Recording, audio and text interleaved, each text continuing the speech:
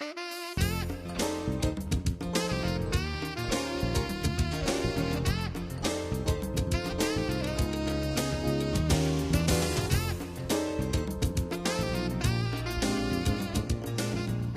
you worried about your financial future but have no idea how to change it? Todd Sudds, a former Kingston resident, has been helping families and individuals plan and invest for over 2 decades.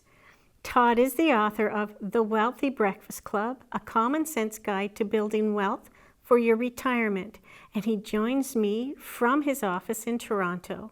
Welcome, Todd. Thanks very much for joining us today. Before we get started about talking about the book that you've written, The Wealthy Breakfast Club, let's find out a little bit more about you. Yes, so I began a career in policing before moving into the financial world, and I worked as a police officer for 8 years. And while I was there, it was very interesting. You see all walks of life. It was a great experience, but I learned very early in my career that with regards to wealth creation, it's not what you make, it's what you do with what you make that makes the real difference. So I set out on a mission to become a master of wealth and just to study everything there was associated to finance in creating wealth. And that's why you wrote this book, correct? Absolutely. I wanted to share that information, and I think people really need to have a good understanding about how wealth is created. And unfortunately, we're kind of at a disadvantage because our educational system is flawed in a way. It prepares you for a career to earn a living, but it doesn't teach you what to do with the money once you make it. So it's extremely important to manage your finances well along the way. It's very difficult to achieve financial dignity here in Canada by working and paying taxes. I think everybody can really understand that. So with a little bit that we're able to set aside, it's really important to get that invested and start the compounding process for yourself and your family.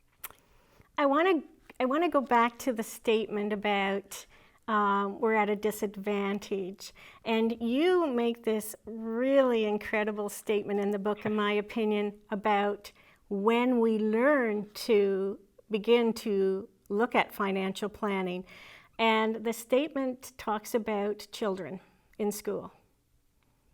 Yes, absolutely. So when we take a look at, the children in school, and again, it's really important that they understand how to manage their finances and cash flows and what to be investing their savings into. It's not taught there. I believe they are starting to look at that as a curriculum and in adding that a little bit more into our educational system. But it's important to start early.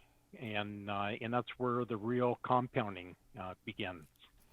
And who is responsible for teaching them about financial planning right now?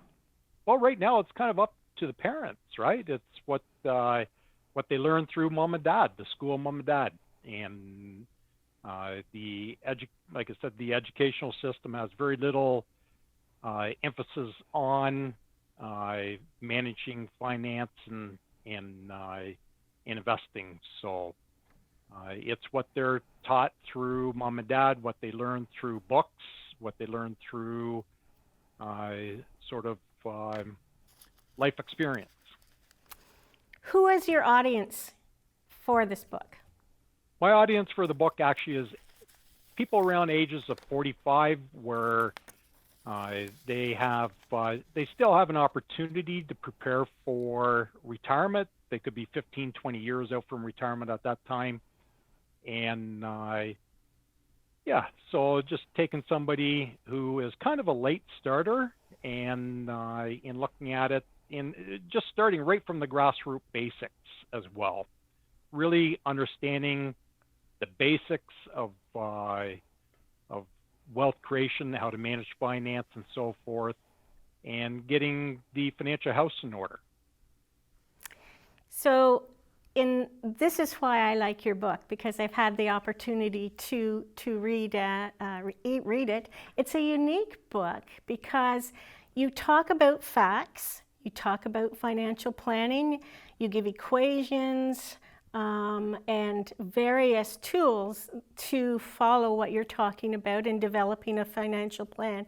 But you also include characters, and the characters are fictional, but they are like talking to somebody in everyday life who has concerns about issues. Can you tell me why you decided to add in characters?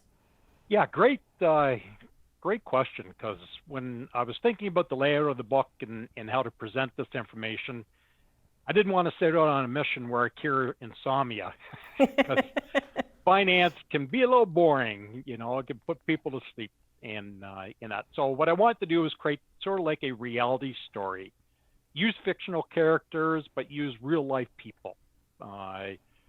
We have the main character of the book is John Butler. He's 45 years of age. He's a home renovator. And the book sort of starts off in a storyline. And I've had a few people say, I wasn't really sure I was reading a financial book at the beginning because I sort of wanted to create the story at the beginning. And in that, so it just started out as a story. Then we worked our way into the financial concepts, the wealth management concepts, and it just progressed from there. And the main character, it starts off where the main character experiences a serious accident. He was in an accident with somebody who was texting and driving, and then it becomes a wake-up call for him. And he says, what would have happened to me if I couldn't work anymore? What about my finances? And a very close friend of his, Rick, who's a retired school teacher, who's done everything right financially, said, I will help you get your financial house in order. And then they start to meet at a coffee shop called the Daily Grind. And then they would start talking about finances, and that the officer who investigated the accident, the doctor who actually treated him at the hospital, all got involved in the group, and it sort of became this peer group of people talking about experiences that they're experiencing in life, and some past experiences with regards to their financing and investing, and then a financial advisor is introduced to the group, and then he helps put it all into perspective. Moving forward, you say in your book, Canadians are at a disadvantage. And what you've done with your book you've written it in a way that makes it clear to understand the basic steps into looking at how to start financial planning. Can you give us a little bit more information about where to look for and how to find the beginning of your financial plan? Yeah, great question. And again, you want to start with the basics. And the basics are, number one, you got to pay yourself first. A portion of what you earn is yours to keep, and then you set that aside into investments and start the compounding process, because you're the most important company in the world. And all these other companies are getting paid, and they're not so concerned that if you don't pay your company, they just want to make sure they're getting paid.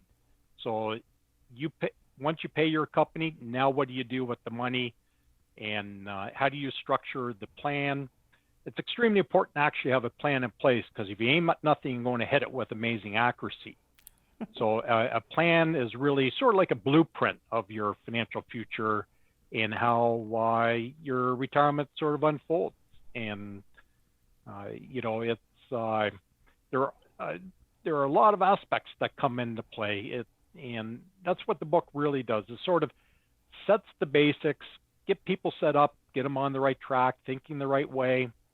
And then it actually goes into developing a retirement plan that John and his wife offered themselves up to, having a retirement plan conducted for them with the group. So everybody gets to see a real life sort of progression of how people go from the working years into the retirement years.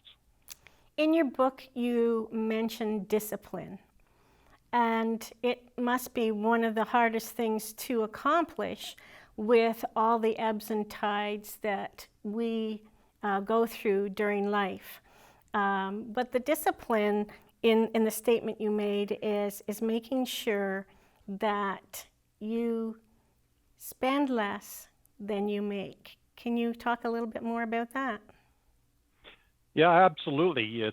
Actually I had a great opportunity to assist in a documentary with Warren Buffett, and was down in Omaha, and we were there actually involved in a meeting with Warren Buffett and Charlie Munger. That's his business partner. And one of the questions he was asked by an attendee, and she asked Warren if there was any advice that you give somebody with regards to wealth creation, what would it be? And his response was spend less than you make. So he says you gotta save first, then spend later. So it's and here it is coming from one of the world's most respected people with regards to creating wealth. And so, yeah, you need to have the discipline. You got to have discipline. You got to say, okay, we are going to set this amount aside, and this is how we're going to set up the plan moving forward. So what is the takeaway in the first of the 5 principles that you have mentioned in your book? These are very basic with regards to the principles. I call it easy in theory, difficult in application. So the first principle to be a successful investor is, do you buy high and sell low, or do you buy low and sell high? And obviously we know what the answer is. However, industry statistics show that many investors are out there, and when things are low, they're selling. And then, and you don't want to do that. So you definitely want to have a framework involved with regards to how you invest, and protect yourself from making any disastrous choices there. And that's what the book goes over.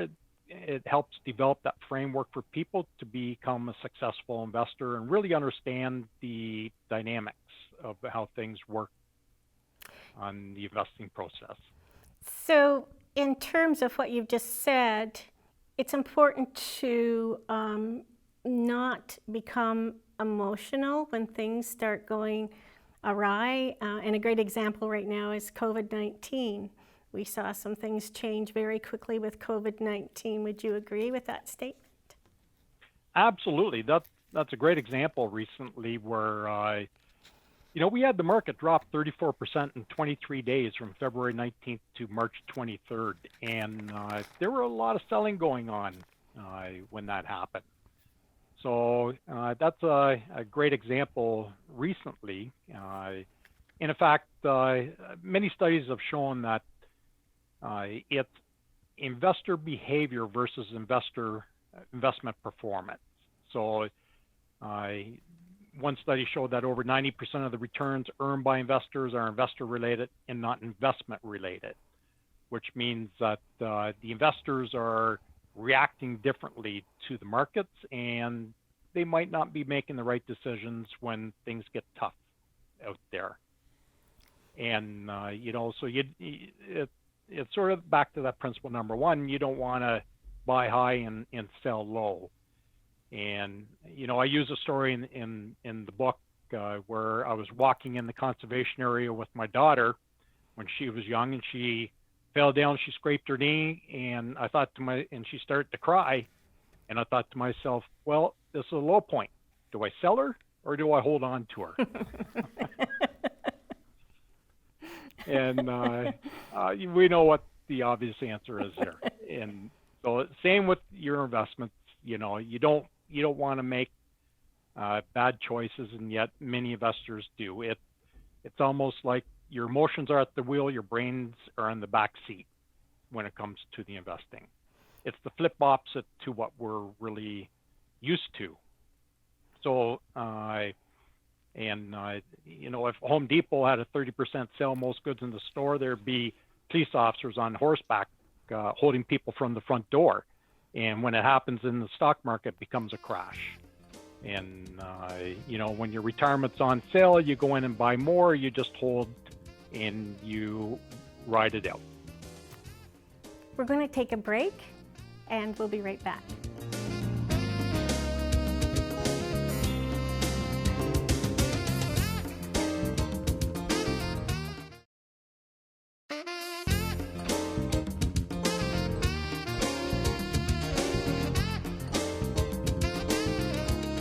Welcome back to Kingston and Company.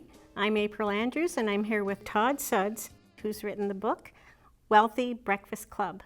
Todd, let's talk about, we wait too long before we start investing for our retirement, and how much should we save for retirement? Yeah, great questions, actually. And the best time to begin investing for retirement is now. Regardless of your age, it's best if you understand this early, but if you're a little bit later on in life, it's always best to start now and begin the process. And we're talking about compounding. You want to get the money, you want to pay yourself first, have the money go out and work for you. And like Warren Buffett said, if you don't find a way to make money while you sleep, you work till you die. So it's important to begin the discipline of just saving, and the percentage of how much you save is all dependent upon the plan for your objectives, such as retirement. So it's important to if you have a chance to talk to an experienced advisor, where they can work out what your number is and then set up a savings plan to achieve that would be very important. And most people don't know where to start to begin with when they're looking at funds that they want to invest in. And so it is important to discover what a financial advisor can help you with. Is that correct?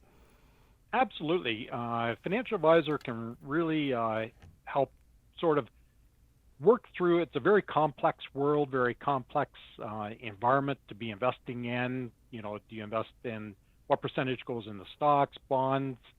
Are you investing globally and setting up a portfolio where the money can begin compounding? And working with a financial advisor, there was a study that was released by IFIC a few years ago, and it was showing that somebody who works with a financial advisor, and they're comparing advised households to non-advised households, and the advised households over a 7 to 14-year time period had 2.9 times more financial assets than the non-advised households. So it clearly the results are there, and over a 15-year period, the advised households actually have 3.9 times more financial assets than the non-advised households. So it's really important to get advice. There are almost 4,000 distinct mutual funds alone in Canada to choose from, and there are thousands of stocks globally. ETFs, there's a wide range of investments, and you really need somebody to help you out there. It's almost, I referred to it in the book in the last chapter as sort of being like a jungle. And if you're on a safari in Africa, would you want a compass or would you want a guide? And that advisor would be a guide through this sort of jungle that we're dealing with in the with all the investment options that are available to people. There are risks in investing, correct? And what are those two big risks? Yeah, actually, well, I'd say the biggest risk would be the actual investor. One very experienced uh, author of a book there in the U.S., and he's one of the top advisors in the U.S. He's got, I think, now over 50 years of experience. He profoundly stated that markets don't lose money, people do. And it really comes back down to the investment performance versus the investor behavior, uh, comparing the two. So I'd say the greatest risk people face is letting their emotions sort of guide their investments. And then secondly, the greatest risk of capital would be inflation. And inflation is very prevalent today. Definitely if you're out trying to buy a house anywhere, or the housing prices have just been going up, the cost of healthcare, the cost of insurance, hydro, groceries. Seems like you might be even paying the same amount for a loaf of bread, but getting less slices. So inflation is really the great risk of capital. And actually, in the book, I use an example, and that is, who here or who's watching the show have paid more for their last car than their first home. And I actually had somebody say they paid $40,000 for their last car and $23,000 for the first home. So people are paying more for cars than they used to pay for houses. And that's where it's really important to get that money growing and invested. Stay ahead of inflation, because in retirement, it's going to eat into the capital. Great, great. Now, one of the biggest things besides looking at your investments and keeping them strong and healthy as best as you can, you talk about your health in your book. And Yes. Can you tell me why you need to focus on your health? Yeah, that's the one currency in life that's more important than the wealth that we create. It's our health. And most people give up their health to gain their wealth, then eventually have to give up their wealth to regain their health. So it was a chapter I was very proud about adding into the book, because I think it's on your mind, but it might not be center of your mind when you're sort of moving through life until something happens. Then it becomes an issue. And for people approaching retirement, it's extremely important that you have great health, great mobility, that you can get out and enjoy those retirement years. And actually, one of my number one rules of retirement is not financial. Actually, it's health related. And I encourage everybody, if they're going to retire, they need to have a colonoscopy before they retire. And it sounds strange coming from a financial book, but I think that based on colon cancer in the statistics in Canada, where it's the second leading cancer deaths in Canada, and the statistics do not look that great. So it's one cancer, one health issue that you can avoid, and there are many other screenings as well that you could do for cancer that should be done. Yeah, you do mention that it's important to take care of those screening processes and to keep yourself healthy. And you also talk about not only health risks, but the stress and mental health issues that need to keep you healthy. Can you talk a little bit more about that? Yeah, absolutely. Actually, exercise is extremely important, and when you retire, you have a lot of extra time. So you should have an exercise regimen. I encourage everyone to get into a gym membership, to have somebody there help you understand an exercise routine, how to do the machines properly, use the proper form.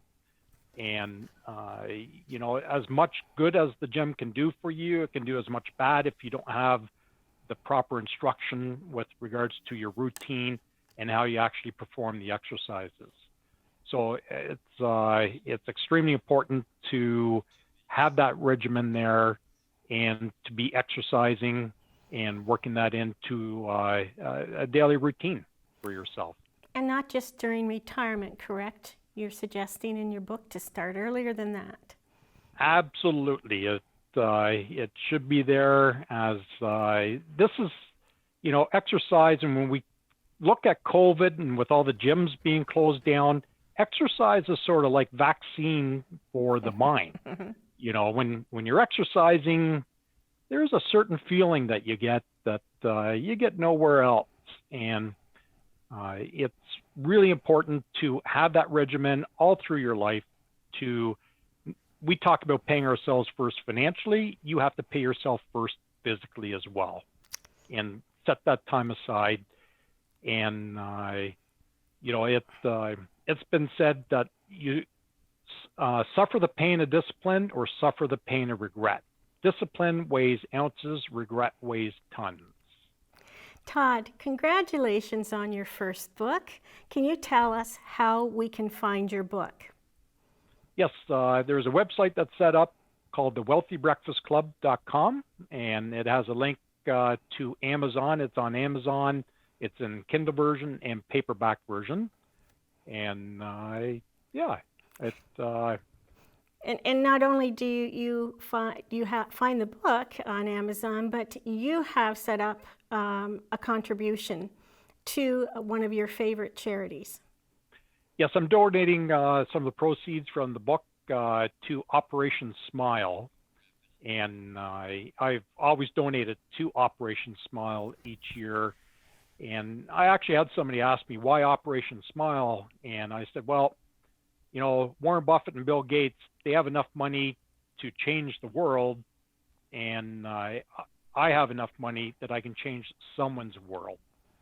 So when we can help young boys and girls live a normal lifestyle and not be shamed or bullied or anything like that, I think giving back and just giving these young children a chance at life and enjoyment, I think is just a fantastic gift. Thank you very much for joining us today, Todd. Thank you, April. And thank you for watching Kingston and Company.